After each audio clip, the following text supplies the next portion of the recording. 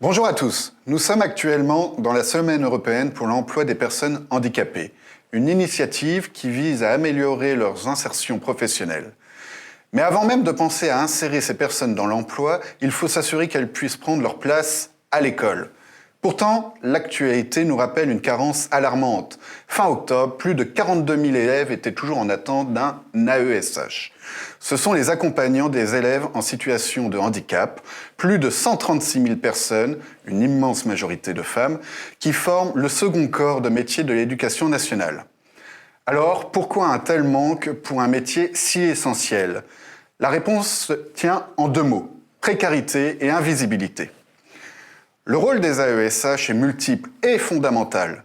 Reformuler les consignes, assurer la sécurité, aider au déplacement, mais surtout favoriser l'inclusion sociale et la scolarité d'enfants aux handicaps variés, et ce, de la maternelle au lycée. Ce sont eux qui permettent à l'école inclusive d'exister concrètement. Cependant, les conditions de travail se sont dégradées. Il y a une décennie, un AESH pouvait se consacrer à un seul élève pour un suivi de qualité. Aujourd'hui, l'inverse est imposé. Beaucoup se retrouvent à suivre jusqu'à 9 enfants différents par semaine, parfois pour seulement 2 ou 4 heures chacun.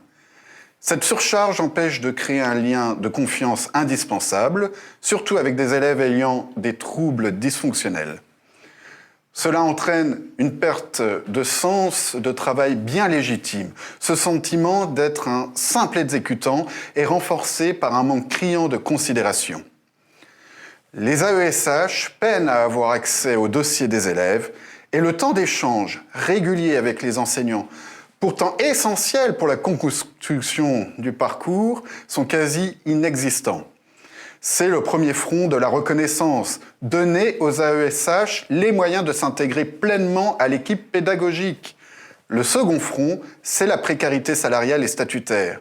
Aujourd'hui, 80% des AESH sont en CDD, et même avec un CDI au bout de 3 ans, l'immense majorité travaille à temps partiel. Ces contrats de 20 ou 24 heures sont insuffisants pour vivre décemment et il est presque impossible de trouver un second emploi compatible avec les horaires scolaires. De plus, leur statut non fonctionnaire entraîne des aberrations.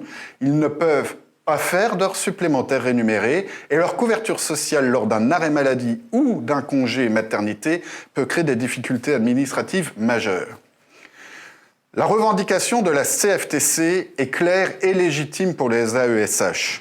Avoir le même statut que les autres professionnels de l'éducation nationale, des contrats de base à 30 heures et une reconnaissance de leurs années d'expérience pour l'accès aux concours internes de l'éducation nationale. En conclusion, si on veut réussir l'inclusion professionnelle des personnes en situation de handicap, il faut d'abord en passer par l'école inclusive, un pilier de notre modèle éducatif. Les AESH en sont la fondation vivante. Continuer d'invisibiliser et de précariser ces 136 000 professionnels, c'est mettre en péril l'avenir et l'intégration de milliers d'enfants. Offrir aux AESH de meilleures conditions de travail, c'est avant tout offrir aux élèves en situation de handicap tous les outils pour réussir.